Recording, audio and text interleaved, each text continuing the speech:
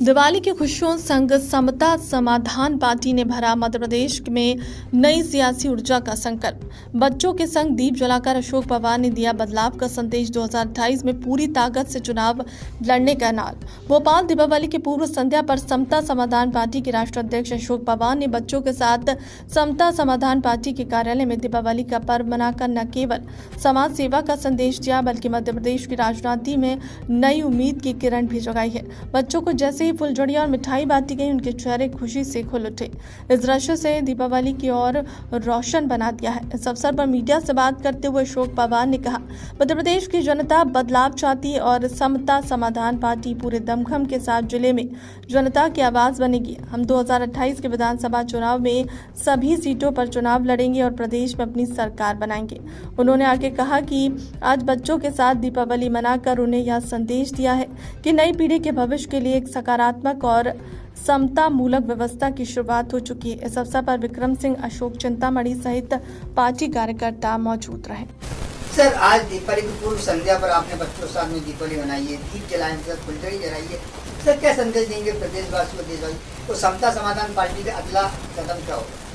मैं, मेरे साथियों, पत्रकार भाइयों, मैं दीपावली की पूर्व संध्या पर ये संदेश देना चाहता हूँ बच्चों के साथ और मेरे कार्यकर्ताओं के साथ, मेरे पार्टी के नेताओं के साथ मैंने जो दीपावली मनाई है, मैं ये संदेश देना चाहता हूँ कि फुलझड़ी जला के आज बच्चों की खुशहाली मुझे बहुत अच्छी लग रही है। और इस खुशहाली से मैं ये बताना चाहता हूँ कि आज मध्य प्रदेश में जो सीरप कांड हुआ है उसमें 24 से बच्चों की हत्याएं हुई है और उसमें जो शासन को कार्रवाई करना चाहिए था कि ड्रग कंट्रोलर को निर्देश देना चाहिए था कि ये दवाई सही बन रही है, नहीं मर रही।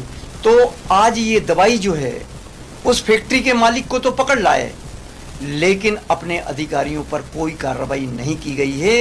ये बहुत बड़ी कमी है, लॉ एंड ऑर्डर की भी बहुत बड़ी कमी है कि आज देखिए देवास जिले में माँ दुर्गे जी की मूर्ति विसर्जन करने में जो हमारे बच्चे मारे गए हैं वो लॉ एंड ऑर्डर के कारण मारे गए हैं। इसी तरीके का एक वाकया पहले भोपाल में भी हो चुका है, उसमें 11 बच्चे मारे गए थे।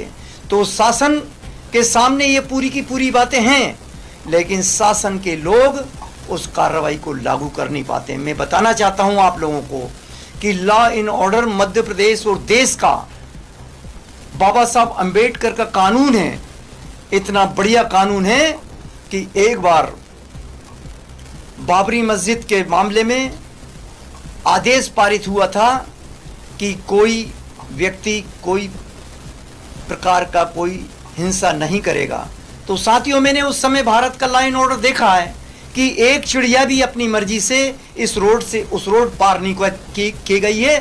तो बाबा साहब के कानून में कोई कमी नहीं है। बाबा साहब का कानून ऐसा है कि अगर लागू कर दिया जाए तो वो इतना बेहतरीन लागू होता है कि कोई अपराध नहीं हुए, उसमें ना किसी माँ बहन की इज्जत लूटी गई, ना कोई चोरी हुई, ना कोई दंगा हुआ और सब लोग अमन शांति से पूरे देश में 3 दिन रहे।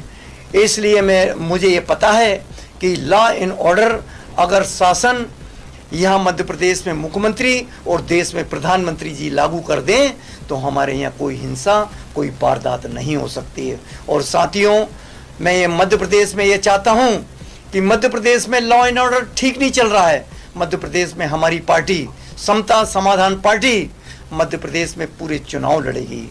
230 विधानसभा चुनाव में लड़ने के बाद में आगामी आने वाले चुनाव में हमारी बहुत अच्छी उपस्थिति होगी। मध्य प्रदेश में समता समाधान पार्टी के अलावा किसी भी पार्टी की सरकार नहीं बनने देगी और सरकार बनेगी तो समता समाधान पार्टी के सहयोग से ही बनेगी। ये मेरा संदेश है। नाम बताएं। अशोक पवार, राष्ट्रीय अध्यक्ष समता समाधान पार्टी।